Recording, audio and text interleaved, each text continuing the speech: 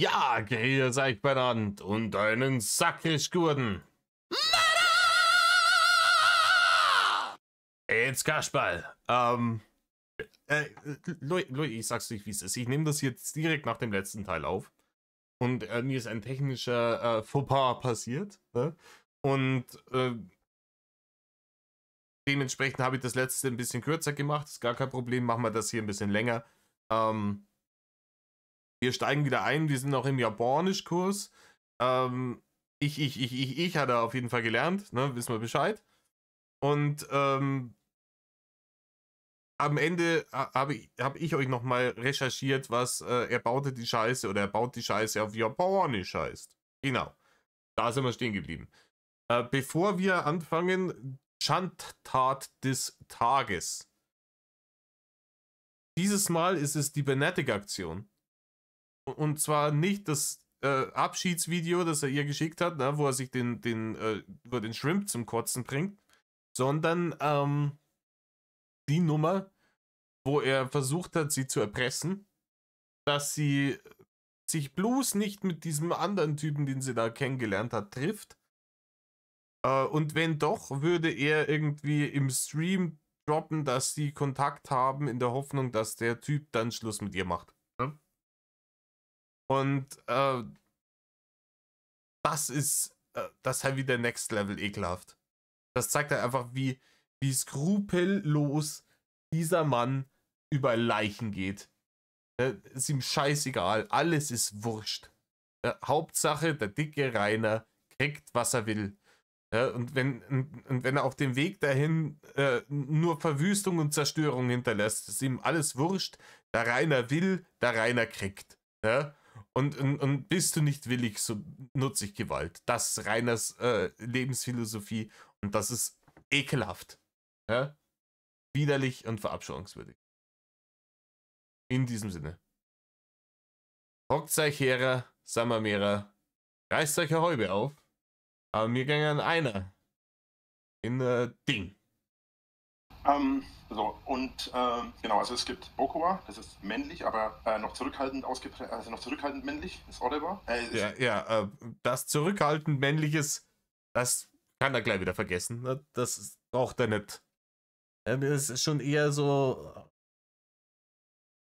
Eher schon so aggressiv männlich, ja. Das ist Bokoa. Dann gibt es Oliver, das ist dann ausgeprägt männlich, wenn ich jemanden anbaggere. Okay. Warte mal, Masashiwa, Oliver, Bokoa. Und das habe ich den anderen, habe ich jetzt vergessen. Gibt es auch irgendwie ein Wort für Leute, die Videos, wie sie sich hier den Shrimp würgen, ungefragt an fremde Leute verschicken? Gibt's da auch ein Wort dafür? Horizon vielleicht? Keine Ahnung. Warte, jetzt muss ich in meinen Notizen nachgucken. Habe ich schon so lange nicht mehr gelernt, dass ich das jetzt verkacke? Rainer, du hast nichts gelernt. Noch nie und nimmer. Rainer, du bist HDS geboren und hast nie irgendetwas dazugelernt. Ne? Und zwar nicht, weil man nicht versucht hat, dir etwas beizubringen. Oder weil du körperlich nicht in der Lage wärst, etwas zu lernen. Sondern einfach, weil du keine Lust hattest. Weil du noch nie Lust hattest, irgendwas zu lernen.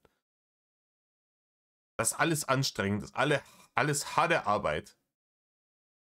Ne? Kann ja keiner von Rainer verlangen, dass er sein Spatzenhirn mal einschalten muss. Ne? Pokémon läuft. Das ist wichtig. Das ist auf jeden Fall wichtig. Ocha. Ocha ist Tee. Euri heißt lecker, nicht süß. Low heißt wie. E heißt gut. Mamimu. Ja, dieses 188 könnte gehen. 188. Das ist sowas. Ich krieg da einen Flippy. Ich krieg da einen Flippy. Dieses und diese Geräuschkulisse, die er da macht. Das ist fast so schlimm, wie wenn er irgendwas frisst.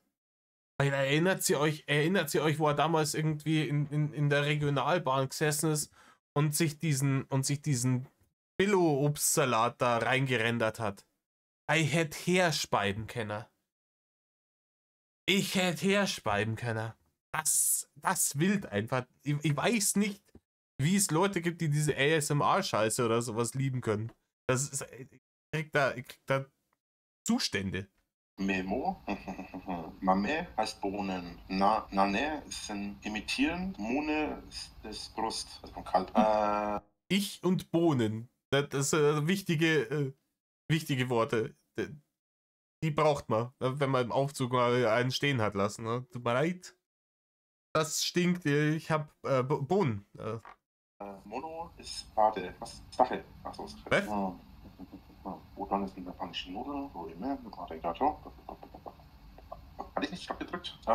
Ich sehe große Lampe, sonst sehe ich nichts. Mann, ich bin alt, meine Augen werden echt schlecht. Brauchst du vielleicht mal eine Brille? Nee, war eigentlich ein Witz. Ach so, okay. Ja, nee, Rainer, das liegt daran, dass vom Diabetes sich das Innere von deinem Auge wahrscheinlich schon vor Zucker kristallisiert. Siehst du nichts mehr. Will ich doch mal hier zum Glubschi-Arzt gehen. Wo ich mal zum Augenarzt gehen sollte langsam. Ja, Zum Seearzt, Rainer. Zum Seearzt. also ich habe auch eine ganz lange Zeit nicht mitbekommen, dass ich eigentlich aufs Weite gar nicht mehr so richtig gut sehe. Ich musste das dann irgendwann für einen Führerschein, so einen Sehtest. Ja, liebes Bärchen, ich weiß nicht, wie ich es dir sagen soll, aber man hätte sich alleine mit Rainer in irgendeinen Raum zu begeben und sei es auch nur ein digitaler, ist schon ein wenig kurzsichtig. Ja? machen und dann haben die mir einfach eine Brille verpasst. Also manchmal merkt man das gar nicht so. Steht dir aber dafür umso besser. Danke. Bitte, ich kann natürlich nicht beurteilen, weil ich noch nicht ohne Brille gesehen habe, aber Ja, eben. du bist auf jeden Fall eine echte Hübsche. Dankeschön. Oh lala, oh, ja. Ist das jetzt hier der Flirtlord meldet sich zu Wort. Oh. Ja gut, ich meine, ganz ehrlich, es ist plump, ne? Es ist plump, der Tonfall macht's unangenehm. Aber wir haben von Rainer schon so viel Schlimmeres gehört, den gebe ich ihm, ne? Vielleicht hat man irgendwie so diesen Sekretärinnen-Fetisch mit der Brille, so, das kann auch sein. Gebe ich ihm alles. Es ist nicht, du siehst eng aus, so, da bin ich schon zufrieden.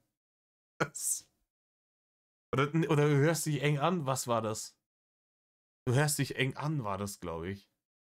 Ja, auf jeden Fall war es unpassend. Das war, ganz ehrlich, dass das nicht so wirklich veröffentlicht wurde, im O-Ton, also dass das nicht im Stream gesagt hat, ist der Grund, warum Forza als fertig runtergeladen zum Meme wurde und nicht das.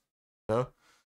Das wäre tausendmal heftiger memeable gewesen. Und ich glaube, damals waren so Sachen wie Program oder sowas noch heftiger am Stissel. Da scheißt dir keiner was. Aber du hast ja noch gar nicht wirklich viele Bilder von mir gesehen. Nee, wie auch. Ja, eben. Könntest du mal nachholen. Gibt einige Sachen, die ich gerne sehen würde. Ach so. Und dann sind wir schon wieder im unangenehmen Bereich, Rainer. Ne?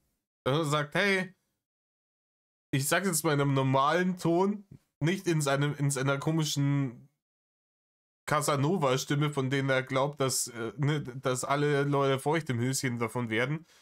So, hey, das Foto, was ich von dir gesehen habe, du bist echt eine hübsche Frau, muss man sagen. Ja, got good jeans. Und ja, das kann man sagen. So, ich weiß nicht, ob man es muss, aber man kann das so sagen. Das ist halt einfach ein Kompliment. Aber schon ein bisschen hübsch. Und dann danach sagen, ich würde gerne mehr von dir sehen. Ist halt, das halt Triebtäter-Niveau. Es tut mir fürchterlich leid, Rainer. Das halt, wir sind wieder im Bereich obszöner Anruf. Nachts um 2. Ja, die hat auf der Straße gesehen, das ist echt hübsch. Es ist creepy, Rainer. Such dir Hilfe. Was denn? Ja, Bilder von dir. Hast du noch gemacht, dass du mich nicht verstehst. Hallo, heute steht Chinesisch. Genau, Chinesisch ist Chugoku, Go. Nihongo ist Japanisch. Name ist Name, Namae. Namae ist Name. Chuchi, Neochi ist 4 Uhr. 100 ist Kyoko. Ich finde es gerade nicht auf die Schnelle. Müsste ich noch. Ja, wie gesagt, ich hätte so gern irgendeinen Muttersprachler. Ich hätte so gerne einen Muttersprachler, der das hier Video draus macht und kompletten Turn abschiebt von der Scheiße, die er hier labert. mal in Ruhe nachschauen. Okay, aber krass, dass du so alles dann aufgeschrieben hast. Ja, richtige Notizen und alles hat. Ne? Ja. Ist das echt Reinis Notizbuch? Ist das Reinis japanisch Notizbuch? Ja, das musst du schon machen. Ich meine, manche Leute lernen ja zum Beispiel auch so mit Apps irgendwelche Sprachen, so wie zum Beispiel Duolingo oder so, aber ich weiß nicht, ob das so richtig hilft. So. Ich hab einen Spätzle, der Fun Factor, der kommt, ein Kumpel von mir, ne? Ein sehr guter Kumpel von mir. Brother from another mother. Der kommt heute noch zum Daddeln vorbei, deswegen muss ich hier ein bisschen hinne machen.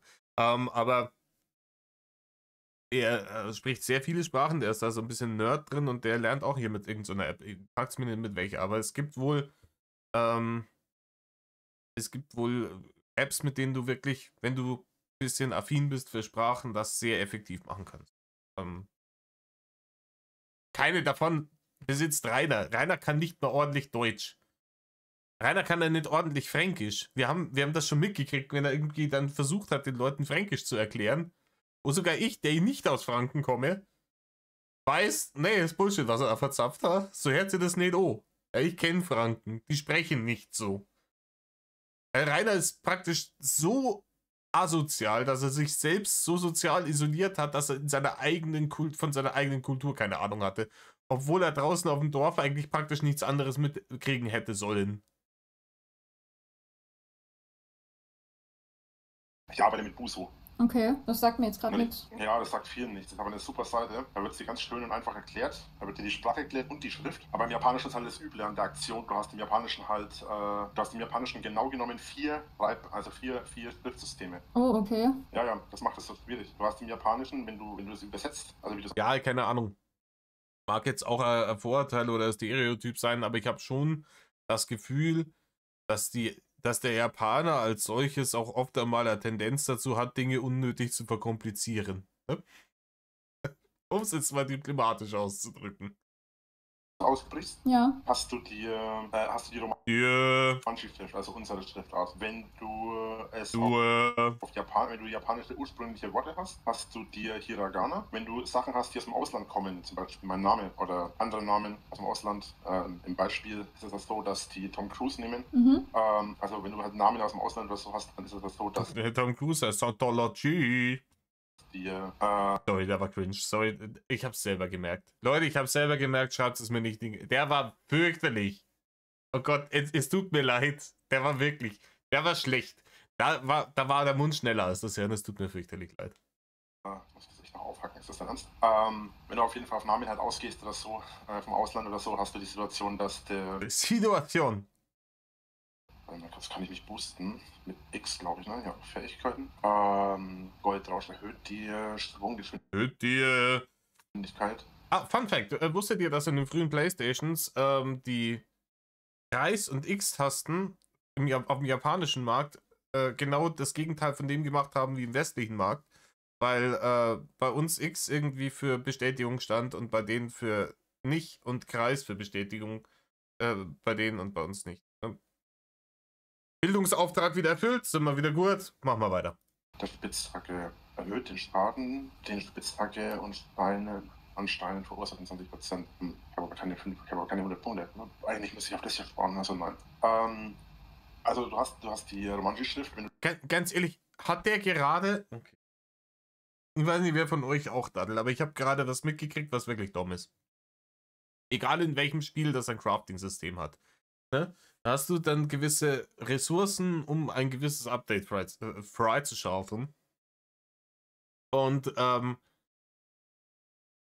kommst eigentlich, wenn du nicht komplett bescheuert bist in diesem Konflikt, nur wenn du merkst, oh, ich habe genügend für das und das Upgrade, aber nicht genügend für das andere. Dann schaust du, was kann dieses Upgrade?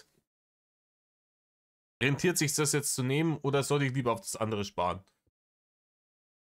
Er kommt in diesen Konflikt und merkt mittendrin, er hat für beides nicht genügend Ressourcen. Ja, Rainer, dann ist doch wurscht, oder? Da hast du schon wieder Hirnkapazität verschwendet. Wie du das übersetzen willst, wie du das sprichst oder auch. Und Rainer, Leute, es gibt Leute, die können sich's leisten, Hirnkapazität zu verschwenden. Ne?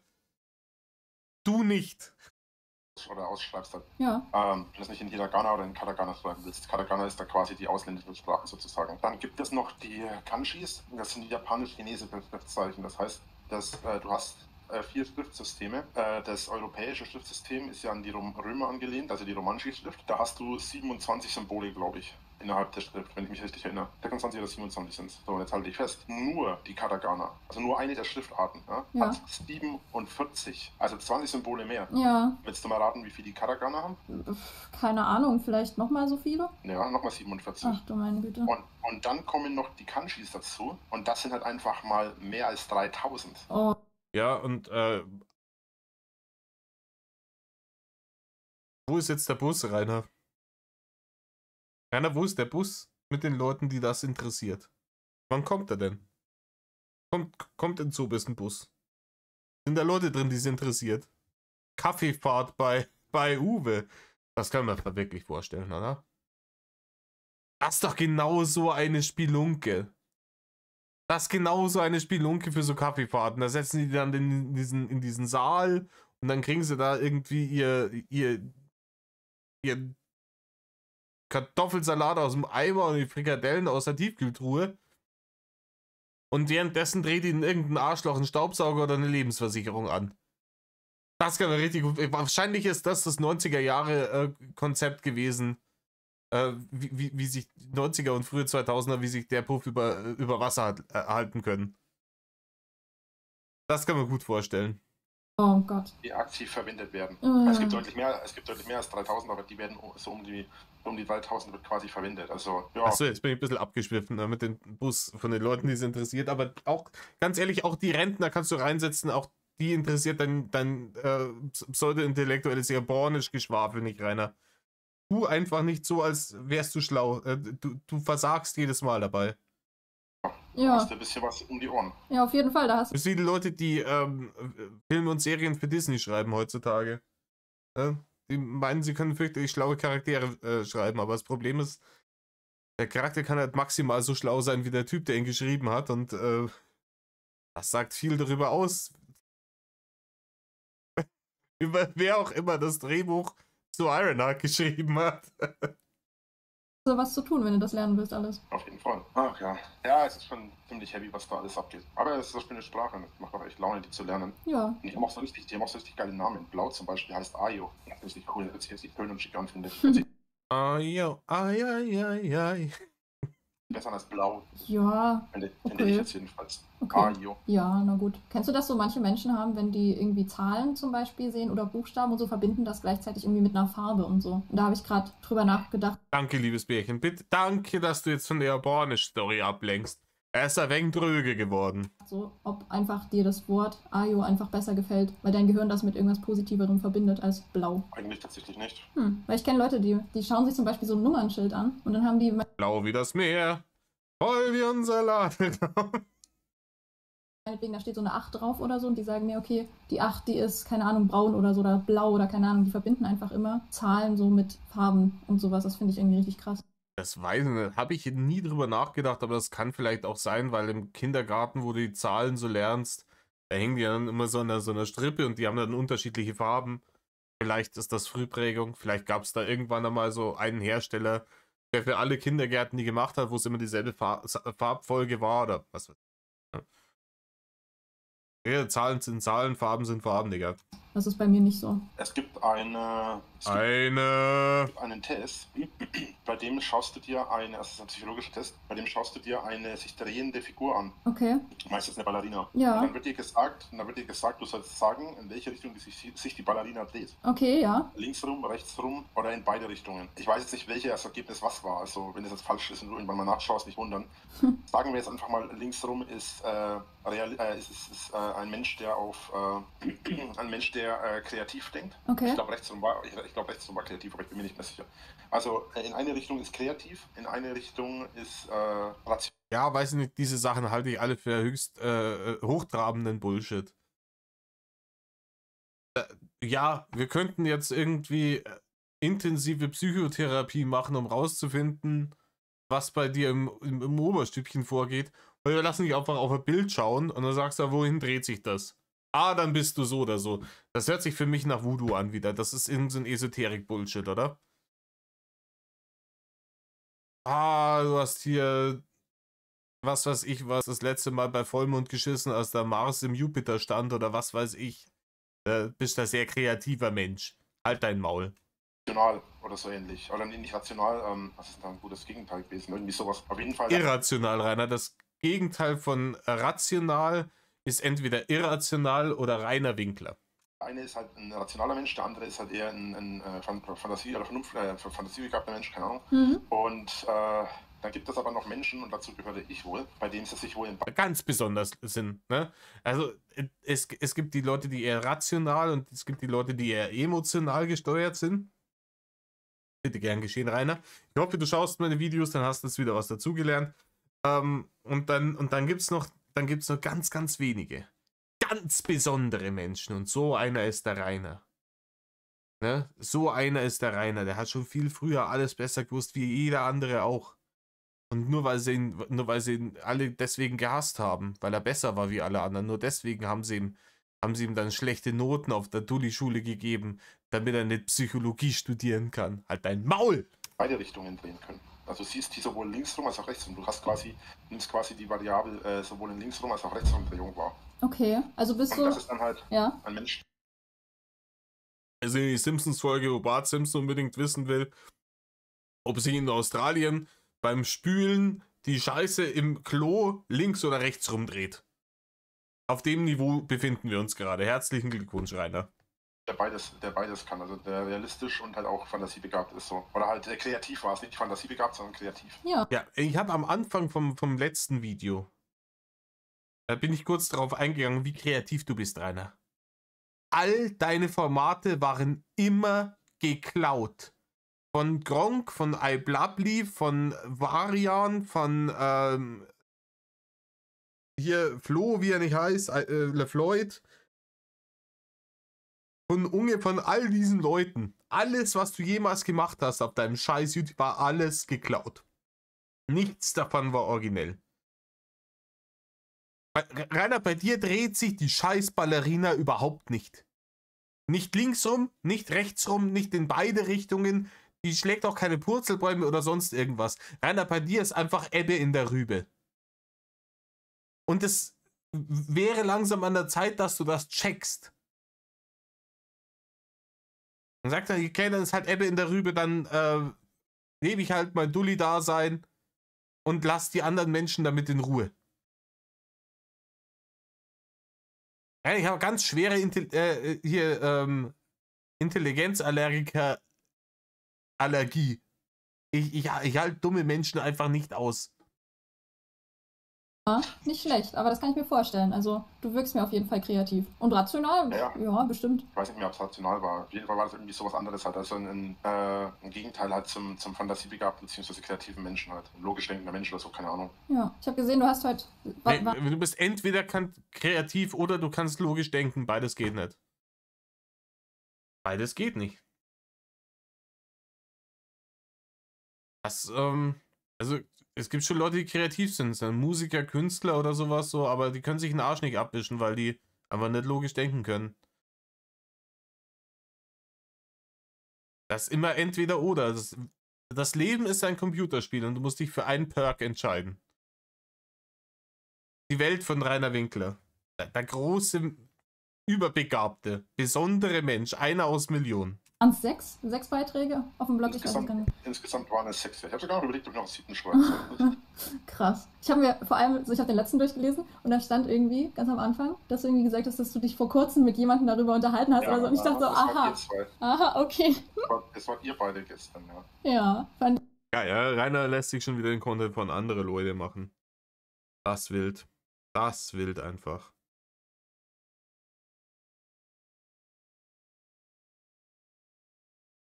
Interessant, ja. Nee, weil dann habe ich so ein bisschen drüber nachgedacht, so mit wem du dich so unterhältst und deswegen habe ich vorhin so ein bisschen gefragt, mit wem du so, ja.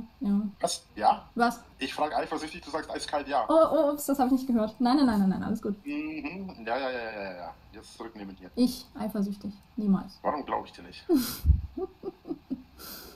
Ich weiß es nicht, keine Ahnung, es hört sich glaubwürdig an. Für mich. Keine Ahnung, jetzt wird er wohl. Glaubst du wirklich, dass es jemand gibt, der eifersüchtig ist wegen dir? Keiner? Weiß ich nicht, Digga. Tja, gute Frage. Sag du es mir. Ach, als ob ich so eine Wirkung auf dich habe. Wieso glaubst du nicht? Ich halte es für unrealistisch. Warum? Weil ich in meinem Leben viele Menschen getroffen habe und ich eigentlich auf nie jemanden so eine Wirkung hatte. Oder zumindest keine solche realistische Wirkung. Gesagt haben das öfter mal welche, aber dabei rausgekommen ist am Ende eigentlich nie was. Okay. Ja, no shit, Rainer, es waren alles Bärchen. Rainer, Spoiler-Alarm. Du wirst diese Enttäuschung bald noch einmal spüren, in sehr naher Zukunft. Ich habe gerade in meine Glaskugel geschaut, Rainer. Aber auch einfach an der Art, wie ich bin. Wie, was meinst du damit? Ja, anscheinend fangen alle, die mich irgendwann eine Zeit lang kennen, an zu hassen, warum auch immer. Also nicht, Ja, das kann daran liegen, die Diagnose Dirnenspross. Ja. Dr. Matt L. Kaspar stellt Diagnose Dirnenspross. Es wirklich, er sagt es hier. Er sagt es hier und checkt es nicht. Es kommt aus seinem Kopf raus, ohne jemals wirklich drin gewesen zu sein.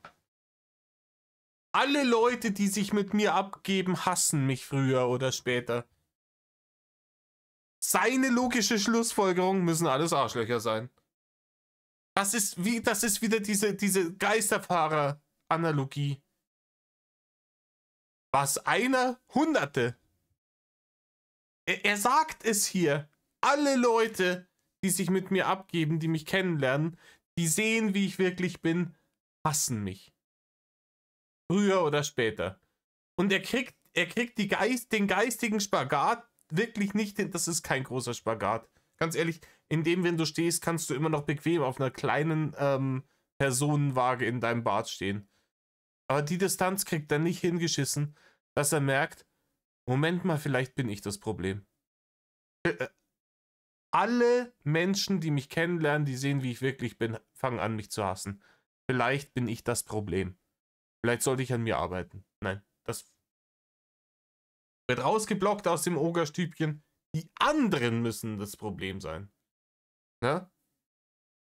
Das ist hier auch wieder dieses Simpsons-Meme. Seymour Skinner. Am I that out of touch?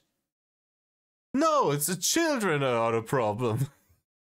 Das ist das Ding. Alter Schwede, wie kann man so ignorant sein? ja, Okay. aber die meisten. Okay. Ja, warum auch immer, wie gesagt, also ich habe gerade überlegt, so woran könnte das liegen? Warum auch immer. Ich habe auch überlegt, woran könnte das liegen. Und deswegen habe ich jetzt diese neue Rubrik eingeführt am Anfang von jedem Video. Ja? Rainers Schandtaten. Damit wir sie nicht vergessen und damit wir dann auch das Rätsel gelöst haben. Ja? Mysteriöserweise, warum die Leute, die sie mit Rainer abgeben, früher oder später alle hassen. Ja? Haben wir dann damit auch, kommen wir mit jedem Video am Anfang im Intro einen Schritt weiter auf das Rätsels Lösung. Indiana Jones-Style. Keiner kann sich's denken.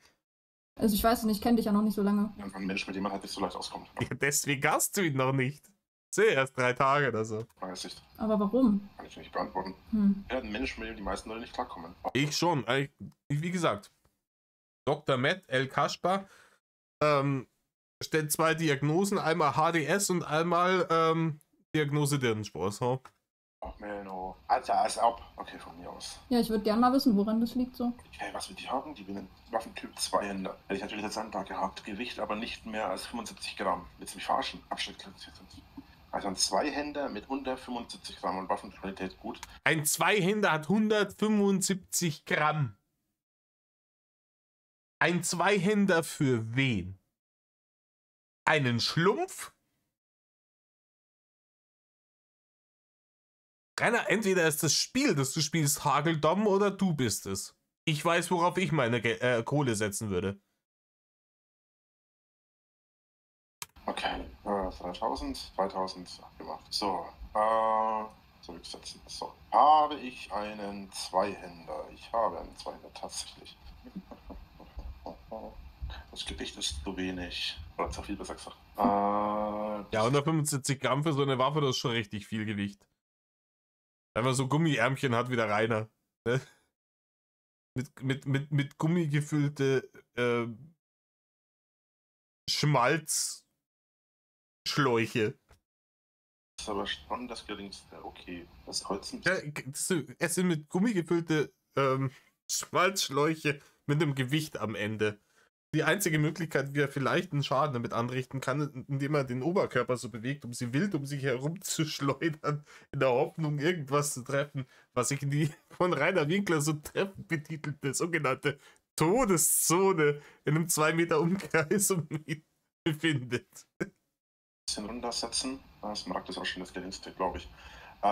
Ich kann mal das Teil runtersetzen. So, und den Knauf. Bunny hatte heute von diesem einen Spiel da geschrieben. Spielt ihr das heute noch oder ist da irgendwas geplant? Bitte nicht. Okay. Bitte nicht. Ich weiß nicht mal, was es war. Palia oder so. Nicht machen. Nicht machen, bitte. Ich habe genug davon gehabt. Oh ne, hier ist Gaming-Pause. Okay, ich überspringe Gaming-Pause einfach. Digga, es wird so übersprungen, wie es ist. Ich gebe mir die Mühe nimmer. Also merkst du nicht viel davon. Nee, ne? Aber warte.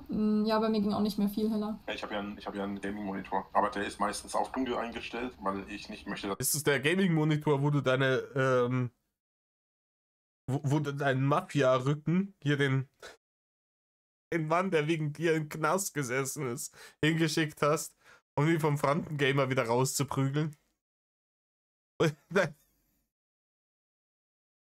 Oh Mann, oh Mann, oh Mann. Ist das der Monitor? Das ist wahrscheinlich das neueste und wertvollste technische Gerät in Rainers Besitz aktuell. Wir haben gehört, der Laptop hat den Arsch schon mehr oder weniger gestreckt. Der Bildschirm taugt vielleicht noch was. Der Rest ist alles Schrott. Es sei denn, er hätte sich vielleicht doch noch eine Switch 2 gekauft.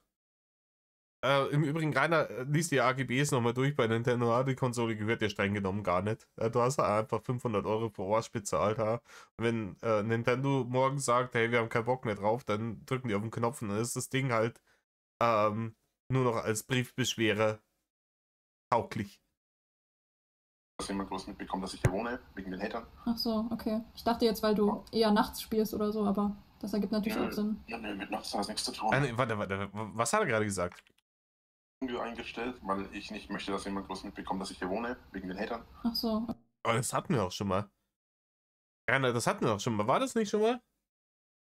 Aber es wäre ja vollkommen wurscht, wenn du einfach in der Großstadt, wo dich die Leute nicht mal, also wo sie es nicht mal hacken, wenn du von deiner Butze zum Fitnessstudio, lol, wongelst und zum Sushi Fugu Hinterhof Restaurant, lol, wongelst, das kriegen die alles nicht mit, aber da mitten irgendwie in der Plattenbausiedlung in Berlin, wo er wohnt, wenn er da nachts den Bildschirm anlässt, dann steht unten einer und sagt, da oben, im 5. Stock, das 5. Fenster von links, so da ist der Bildschirm, da sitzt er.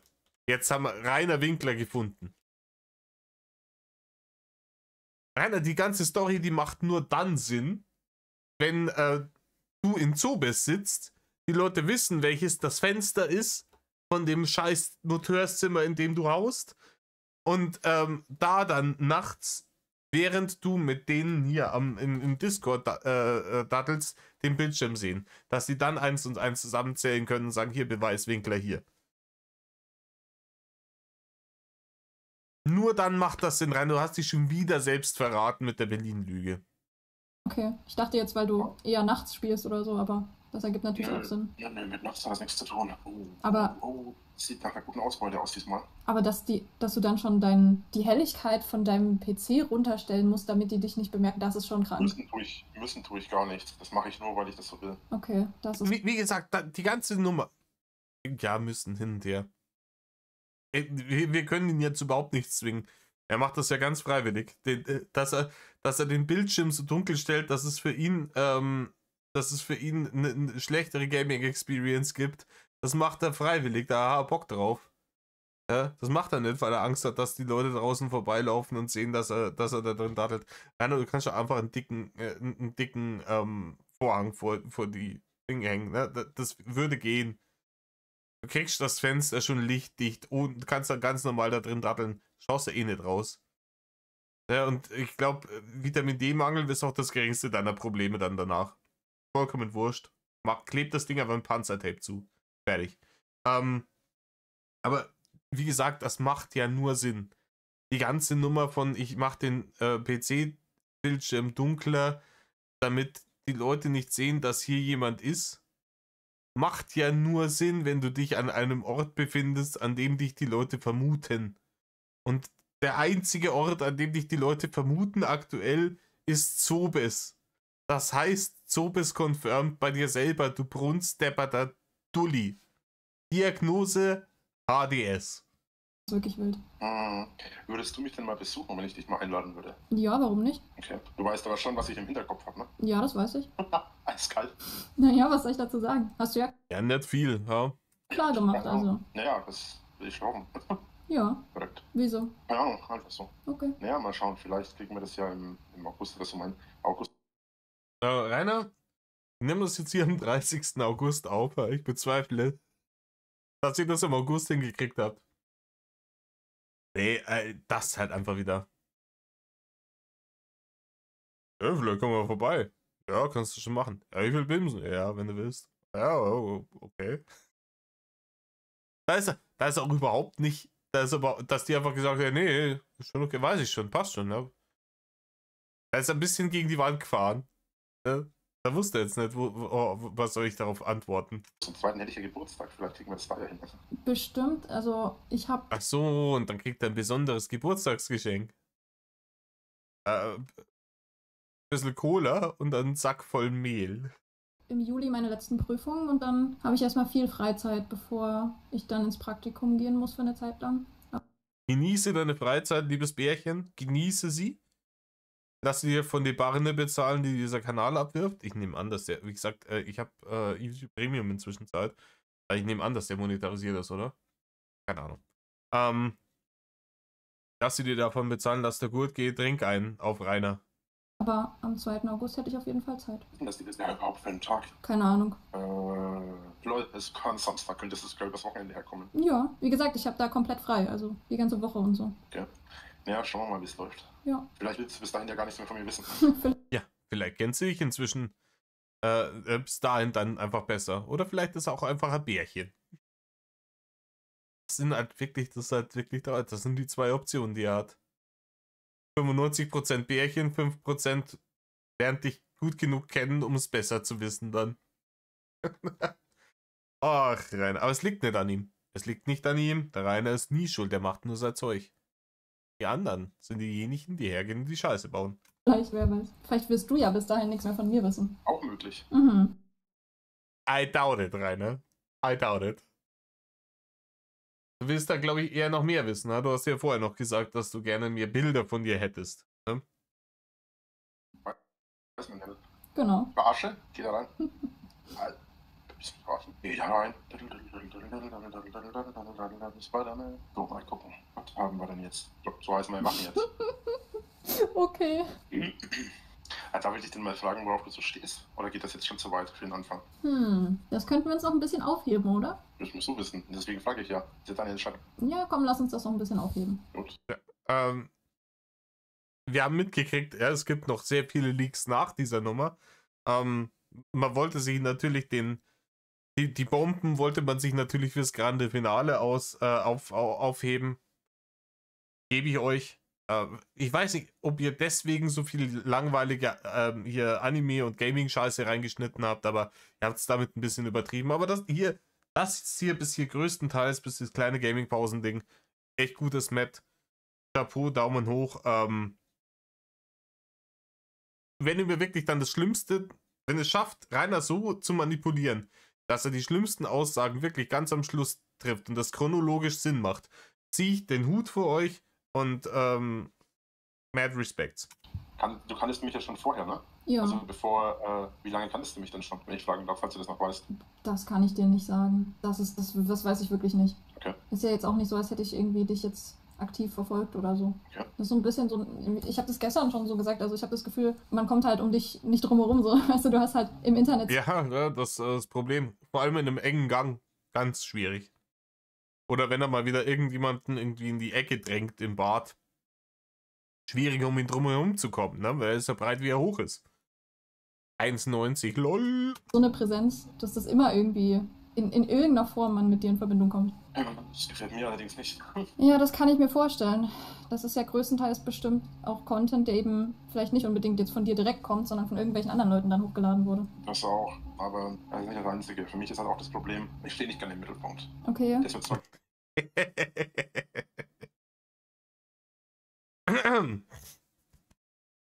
Lügenlord,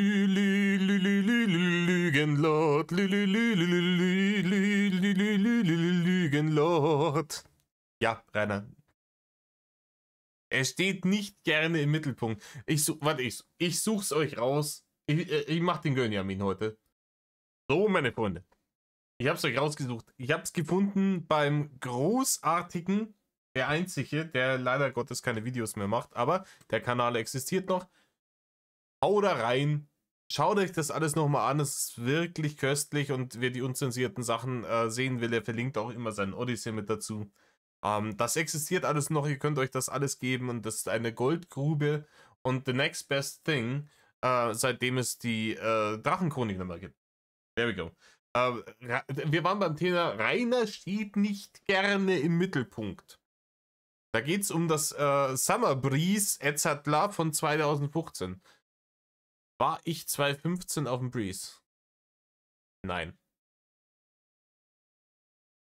Nee, 2015 habe ich keine Barne gehabt. Da war Barne bei mir nicht drin.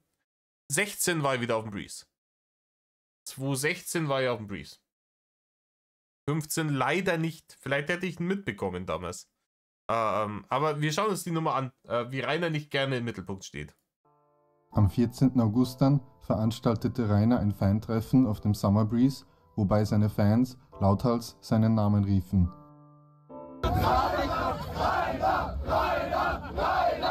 Also ich weiß nicht, wie ihr das seht, aber ich sehe hier eine große Menschenmenge.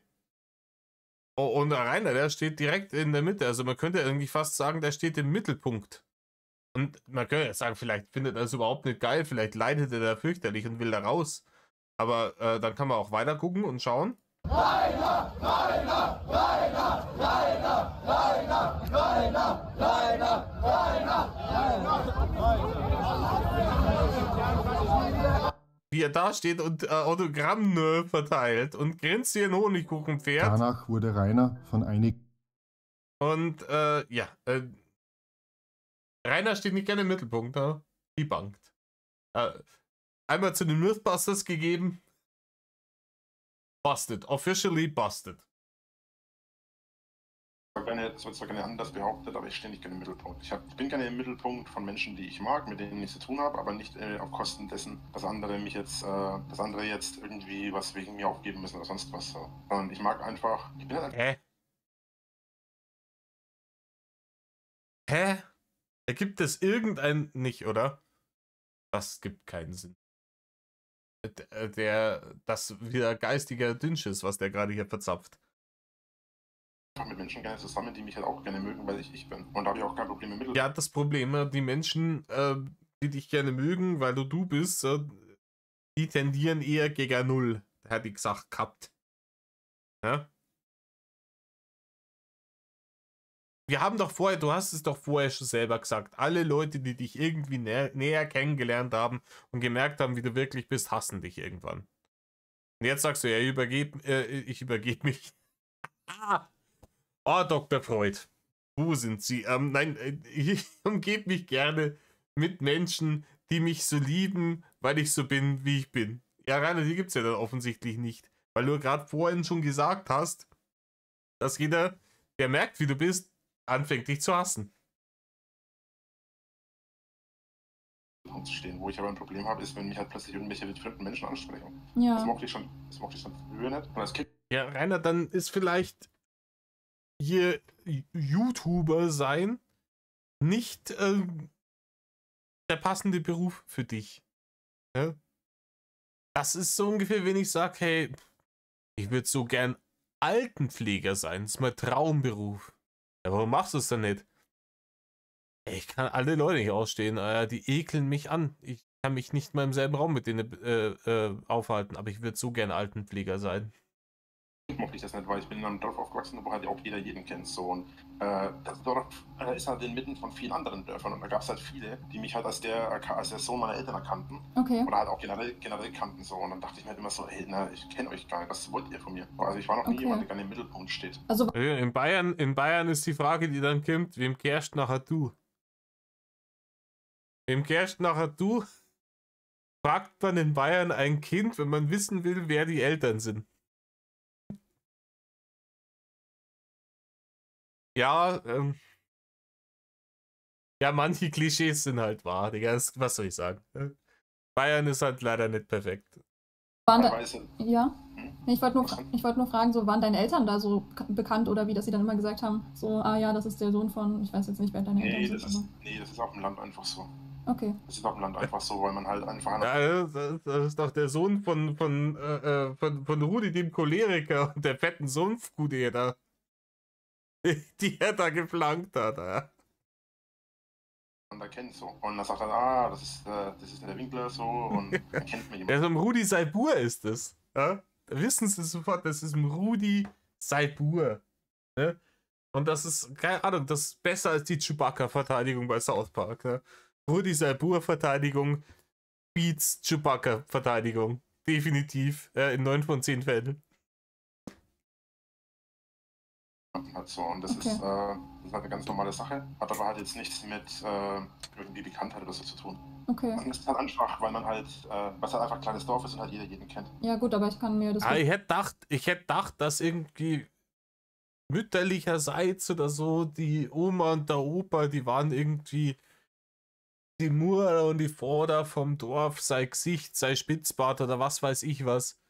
Hat er dann nicht irgendwas erzählt damals, dass irgendwie mütterlicherseits die Family harte Prominenz war? Es war mehr oder weniger die Grafschaft Emskirchen und die sind oben auf dem Thron gesessen oder was weiß ich. Und jetzt so, ja, nichts Besonderes, man kennt sie heute, ein kleines Dorf. Vorstellen, dass das blöd ist, wenn man da im Mittelpunkt steht. Mich hat es halt immer genervt. Also es gibt auch Leute, meine Schwester zum Beispiel, glaube ich, hat es genossen teilweise. Echt? Ja, es gibt auch andere Menschen. Also ich persönlich, ich mochte das nie. Ja, die hat's genossen, die ist schön immer im Mittelpunkt gewesen. Die ganze Nazi-Jugend aus der Gegend ist außen rum gestanden, ha? Generell mochte ich das auch nie, weil egal was du machst, ja, wenn du jetzt mal nackt durch die Gegend rennst, ja, dann weißt gleich, wir sind gleich 60 Ortschaften im Umkreis von 100 Kilometer alles. So, und ja, Rainer, und wenn du die Scheiße ins Internet stellst, dann wissen es deutlich mehr Leute. Du kannst halt einfach nichts machen. Also nicht, dass mich das jetzt stört, wenn die das wissen. Ich habe ja auch immer, ich lege mich am Anfang in Stellung. Ja. Aber grundsätzlich ist es halt einfach asozial, wenn du halt keinen Schritt gehen kannst, ohne dass irgendjemand über dich lästert oder tuschelt oder sonst was und sich immer einbildet, alles zu wissen und so. Ja, weiß ich nicht, ha? Das kann auch schon mal passieren. Aber wenn die Leute mehr über dich tuscheln als über andere Leute zum Verhältnis, da will ich mir dann auch wieder Gedanken machen. Ne? Da sind wir wieder an diesem Punkt, alle Leute, die was mit mir zu tun haben, hassen mich irgendwann. Irgendwann müsste das Hirn halt mal eingeschalten werden und dann müsste man checken, vielleicht bin ich das Problem. Geht mir halt tierisch auf die Nüsse, so, da habe ich keinen Bock drauf auf sowas. Aber das ist ja so, ich glaube, das ist generell das Dorfding, dass da auch aber jeder jeden so ein bisschen beobachtet. Ich weiß nicht, wie das bei euch auf dem Dorf war, aber ich kenne das bei meinen Eltern auf dem Dorf, dass da, weiß nicht, es ist immer so Dorftratsch, weißt du. Jeder schaut auf jeden und dann wird irgendwie gelästert miteinander über die anderen Leute. Oh, hast du gesehen, was die und die schon wieder gemacht haben? Und ach. Ja, das ist das, was mich halt immer genervt hat, so. Und das wurde halt noch schlimmer, als die Leute dann halt wussten, ne, Drachenlord, YouTube und so. Ja. Wurde aber halt nicht nur wegen den YouTube und den Drachenlord schlimmer, sondern halt allgemein, weil es halt einfach daneben war, so. Und ich für meinen Teil, ich mochte das halt einfach nicht. Ich bin nicht der Mensch für sowas. Ja. Das ist nicht mein Stil, das ist nicht mein Fall, das ist nicht mein Charakter, das entspricht nicht meinem Wesen. Okay. Ja, ich weiß nicht, Charakter ist in Bezug auf dich schon eher ein starkes Wort, Rainer.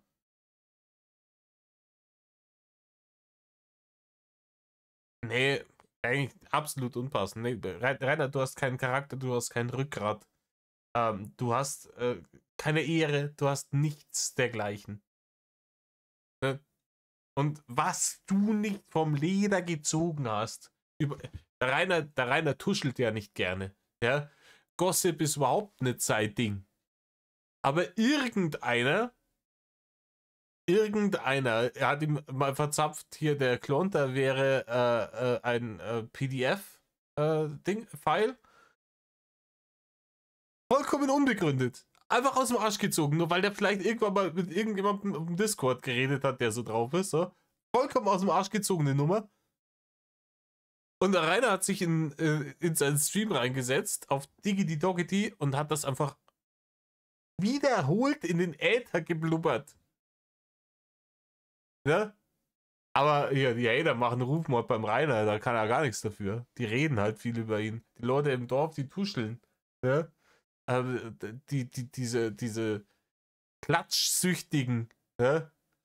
Aber er blubbert einfach irgendwelche Sachen raus, nur weil er die Person nicht mag. Scheißegal, ob es stimmt. Ne? Quelle, trust me, Bro. Okay. Und ich schreibe ja auch in meinem Blog immer, ich bin zwar der Herrscher meines eigenen Universums, aber ich bin halt, und vielleicht auch der Gott oder sonst was, wie du das bezeichnen willst, aber ich bin halt nun mal trotzdem ich. So. Ich bin halt deswegen niemand, der jetzt irgendwie sich feiern lassen will oder sowas. Ich will nicht angebetet. Alter, hat er Maul. Hat er Maul, irgendwie so eine Allmachtsfantasie ins Internet zu kacken und danach zu sagen, ey, ich bin ja ganz bescheidener Typ. Ich will ja gar nicht, dass mich die Leute feiern. Das ist halt einfach. Merkst du selber, oder? Natürlich merkt das nicht. Ne? Wann hat der das letzte Mal was gemerkt? Ne? Wir sind wieder an dem Punkt, Rainer merkt immer nur dann was, wenn er wirklich akut negative Konsequenzen erfährt. Unbequem negative Konsequenzen. Ansonsten denkt er sich, ja, passt das schon. Die letzten 50 Male auch nichts passiert. Und ist euch aufgefallen, dass ab da, wo er das erste Mal auf Bewährung rausgekommen ist, nach der Pfefferspray-Attacke, ja, da haben sie ihn auf Bewährung rausgelassen, aufgrund von 50-50 nehme ich an, Diagnose HDS und Rudi Spur, ist er rausgekommen und dann hat er gemerkt so, ich kann das machen und ich werde gar nicht bestraft. Er hat nicht gecheckt, dass er eine Strafe gekriegt hat und Sozialstunden und das war, der durfte als freier Mann diesen Gerichtssaal verlassen. Ergo, Freispruch. Er hat immer recht gehabt, alles passt. Und daraus hat er gelernt, ja, das können wir immer so machen. Und danach sind die Körperverletzungen, haben sich auf einmal gehäuft. Weil er gemerkt hat, er kann ja machen. Tut mir ja keiner was. Ich will kein Götzenbild sein oder sonst was. Ja, ich möchte einfach mein Leben führen können. Ja, verstehe. Mal leben, ne? Aber das ist halt teilweise auch einfach gar nicht möglich. Aber wenn du, also warum hast du eigentlich damals angefangen, YouTube zu machen? Zwecks die Barne und weil er nicht richtig arbeiten wollte. Der hat einen Gronk-Stream gesehen und dann hat irgendjemand gesagt, was Gronk mit der Scheiße verdient und dann hat er sich gesagt, ja, dann mache ich das auch. Das ist die ganze Magie dahinter, deswegen hat er damals angefangen. Ja, witzige Situation. Ich habe tatsächlich mit YouTube einfach nur angefangen, weil... Jetzt kommt eine Lüge. Ne? 100%, ich setz 100 Euro drauf. Wenn jetzt nicht die Lüge kommt, ich habe angefangen, weil ich mal Zeug machen wollte und Videos für meine Freunde und Kollegen, wenn die jetzt nicht kommt, dann spende ich 100 Euro an irgendein Tierheim. 100%. Weil ich damals einfach Lust hatte und weil ich mich einfach mit Leuten, die ich kenne, habe ich mich halt einfach auseinandergesetzt so. Und es gab halt ein paar Leute, die halt Musik gemacht haben und Videos gemacht haben und Streams gemacht haben in meinem Bekanntenkreis. Okay. Und da gab es halt einfach einige, die... Yeah. Hölle habe ich da gemacht? Das habe ich gekonnt.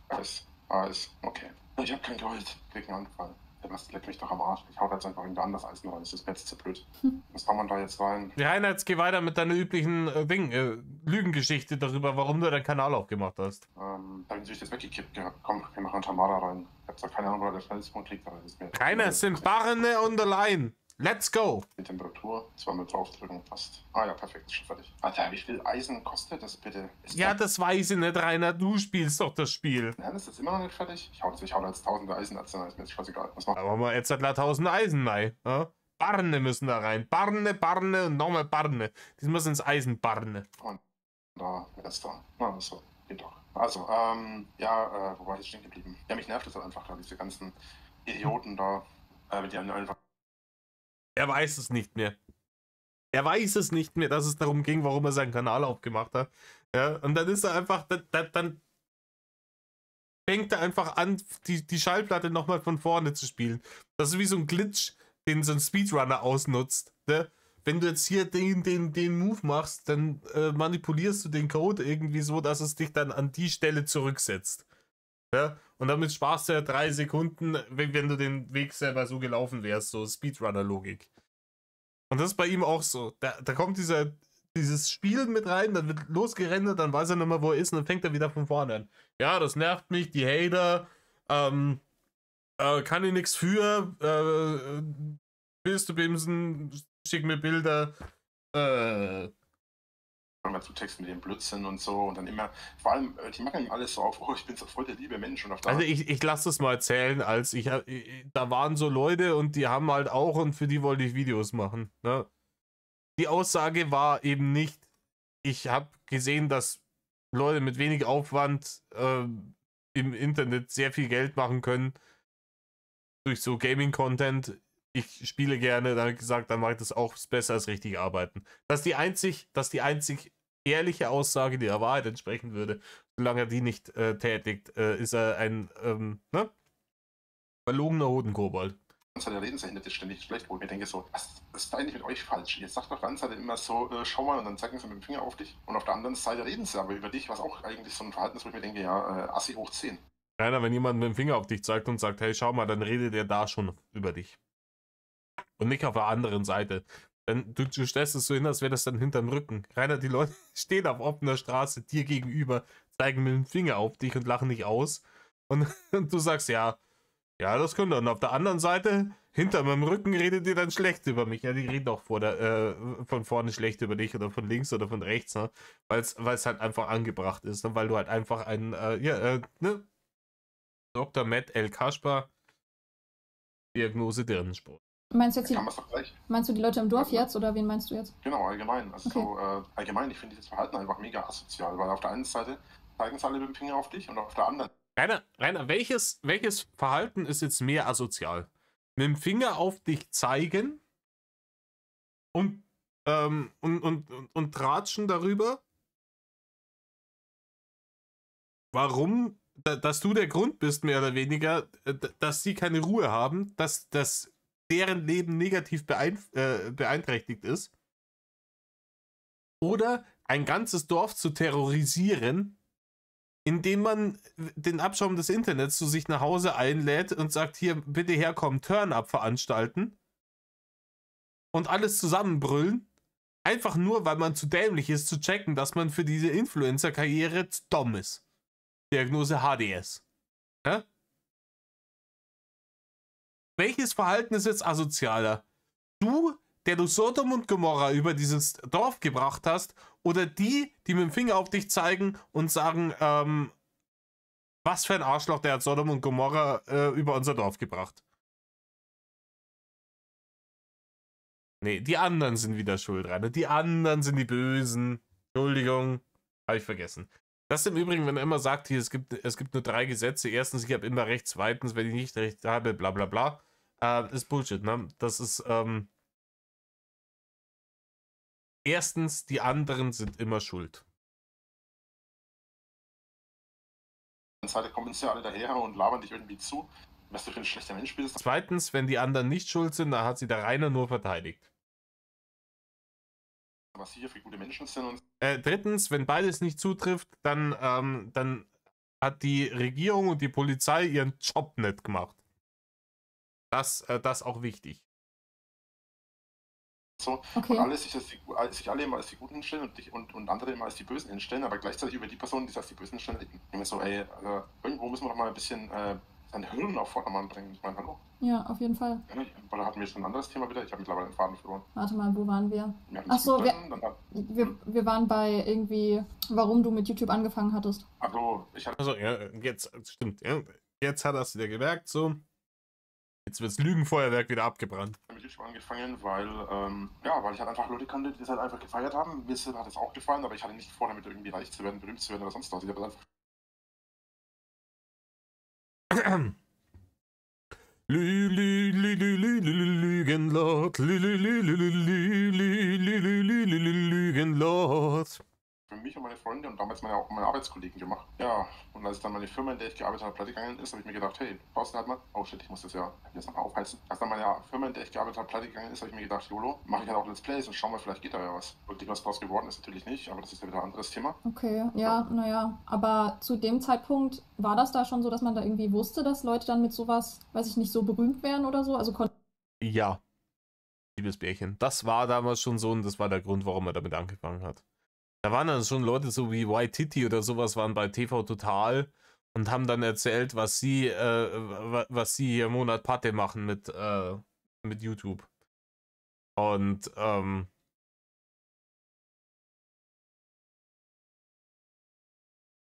ja, dementsprechend hat sich Rainer gedacht, ja easy, das machen wir auch. YouTube. Ist ja nichts dabei. Wie gesagt, wenn du die Scheiße machst, die ich hier mache, ist wirklich nichts. Da ist wirklich nichts dabei. Wirklich, mein Content ist so niedrigschwellig, wie es nur geht. Ne? Ich habe hier einen dummen Penner, den ich hier ausstehen kann und schwall über ihn. Fertig. Aber so richtige Content Creator, die sich so Mühe geben mit der Scheiße, da ist schon deutlich mehr dahinter. Ne? Das tatsächlich wirklich harte Arbeit. Der Rainer hat gedacht, er kriegt das Ergebnis von dem zweiten Fall mit dem Aufwand von dem ersten Fall. Das haut er nicht hin. Ja? konntest du das da schon irgendwie abschätzen, dass das mal passieren könnte? 2000. Ich habe ja 2011 angefangen. Und zu der Zeit gab es ja schon. Das ist gelogen, Rainer. Das ist schon wieder gelogen. Der 11.11.11. Den hat er sich extra Es ist gelogen, Rainer. Es ist gelogen. Lüge. Lüge, Lüge, Lüge, Lüge. Auch ein großartiges Meme. YouTuber, die das konnten. Okay. Aber ich habe das ja wie gesagt nicht, nicht deswegen angefangen, Ja, sondern ja. ich habe halt erst angefangen mit YouTube wegen meinen Videos und meinen Bekannten und so und auch ein paar Bekannte sowas gemacht haben. Wir haben ab und zu mal eine Fete gemacht und Ja. dann haben wir ab und zu mal Videos hochgeladen und so, wie wir abgegangen sind und so. Tada!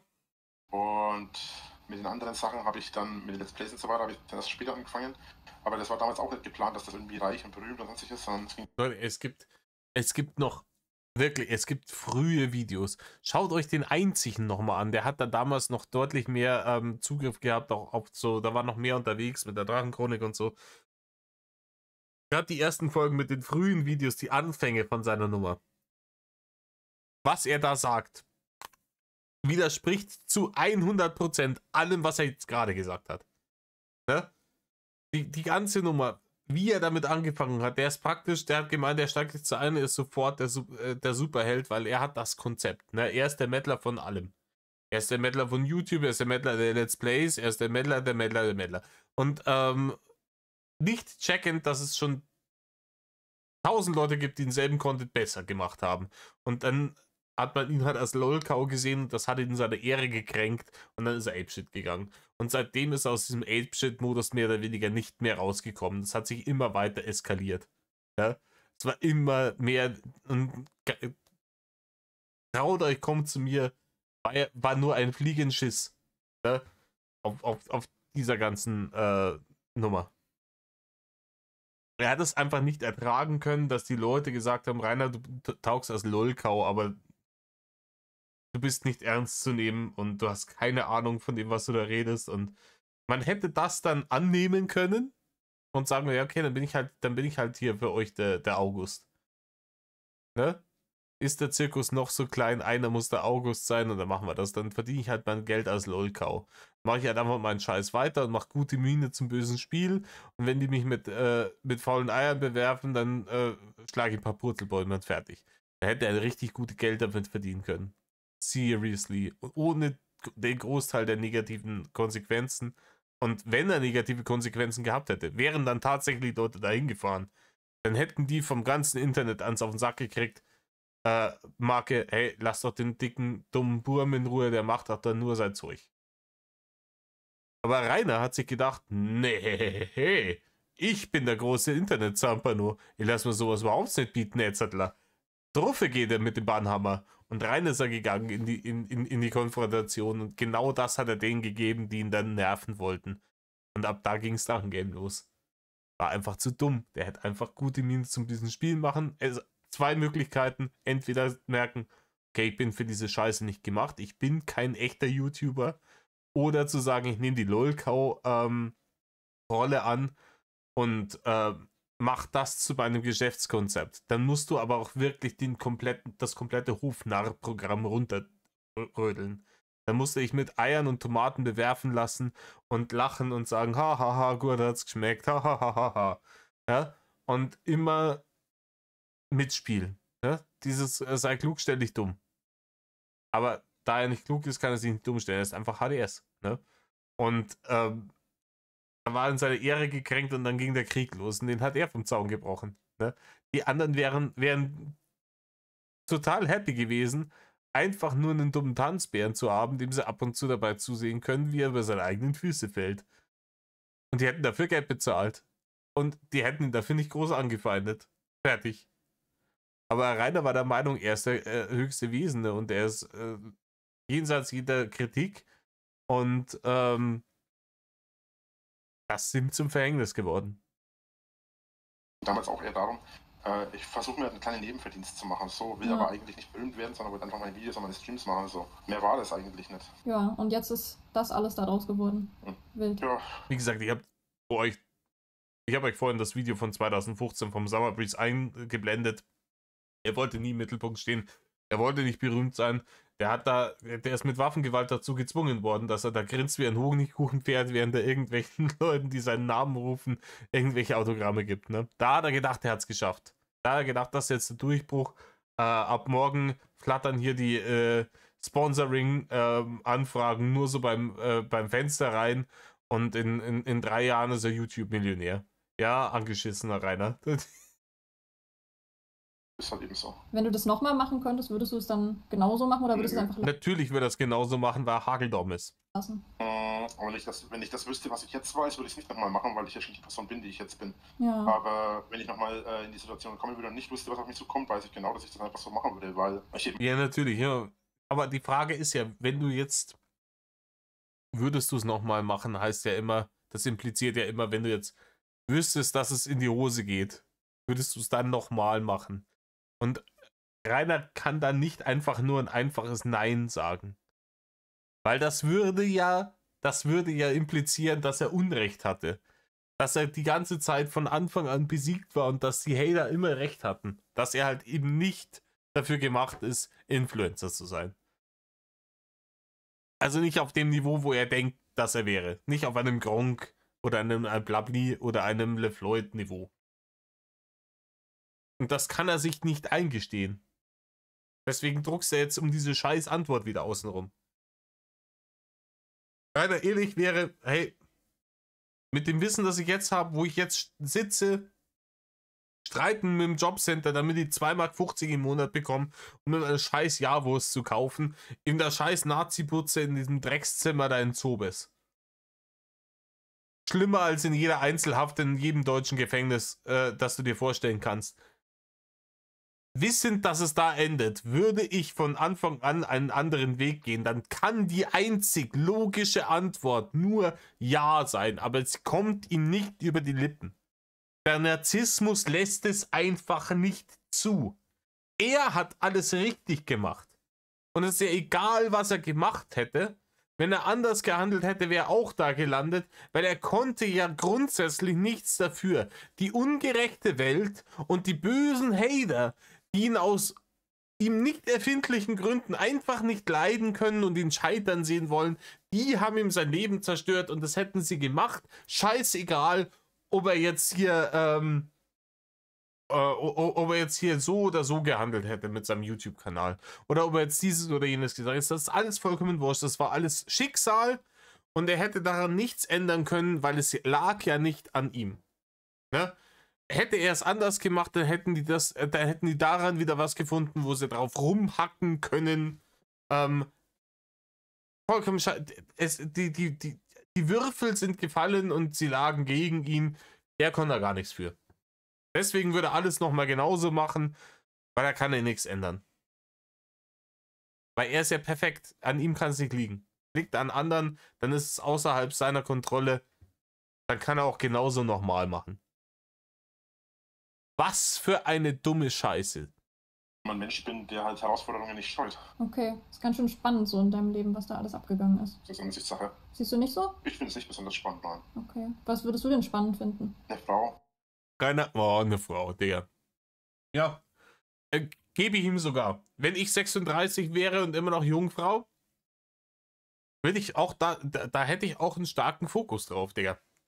Ich hatte mit 16 einen starken Fokus drauf, weil ja, viele aus meinem Freundeskreis schon ihre ersten Freundinnen hatten und ich mir gedacht habe, so, ne?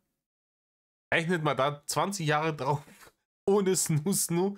Ich möchte mir nicht vorstellen, wie blau seine Eier tatsächlich sind. Aber auch das hast du natürlich alles selber zu verantworten. Ne? Und die andere Nummer hier, ja? Sache. Siehst du nicht so? Ich halt. Okay, ist ganz schön spannend so in deinem Leben, was da alles abgegangen ist. Das ist eine Ansichtssache. Siehst du nicht so? Ich finde es nicht besonders spannend, nein. Okay. Ich finde es schon spannend. Und offensichtlich finden es genügend Leute spannend.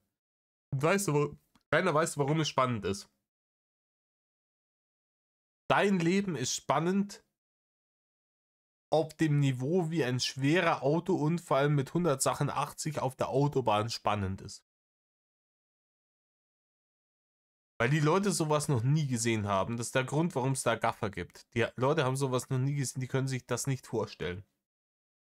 Wie jemand so reinscheißen kann. Die Leute können sich nicht vorstellen, wie literally... Schöne Grüße gehen raus an Shoyoka. So spricht man aus, literally.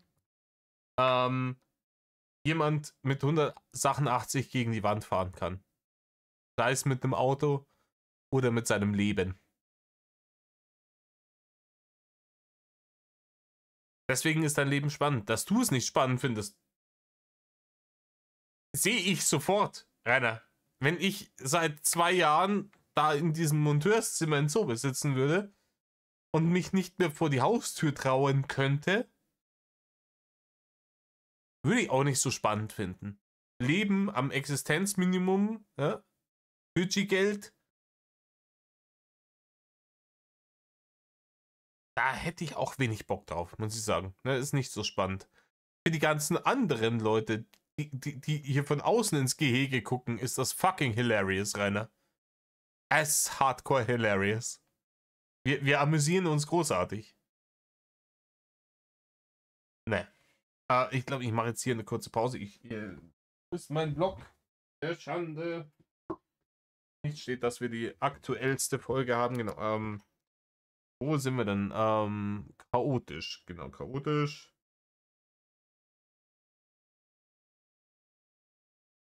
Bei 42, 26. Da machen wir beim nächsten Mal weiter. Meine Freunde. Hier ist auch ein bisschen chaotisch jetzt geworden. Ich habe mich ein bisschen reingesteigert in die ganze Nummer. Ich mache hier seit 3 Stunden. Ne? Ich hoffe, ihr hattet Spaß. Leute, haut da raus. Wenn ihr Bock hattet, irgendwie Abos, Likes, Hypes, ich frage da selten drum. Nach 1 Stunde 12. Wer da noch da ist, hat es wahrscheinlich eh schon gemacht. Scheiß die Wand an. Leute, tut nicht, was Rainer tut. Vor allem nicht, wenn es um irgendwelche Bärchen geht. Erzählt nicht von eurem flotten Auto oder kommt nicht mit der obszöne Anrufstimme um die Ecke und verlangt nach Bildern, die mehr zeigen. Das alles nicht cool. Lasst das bitte bleiben und Metal off.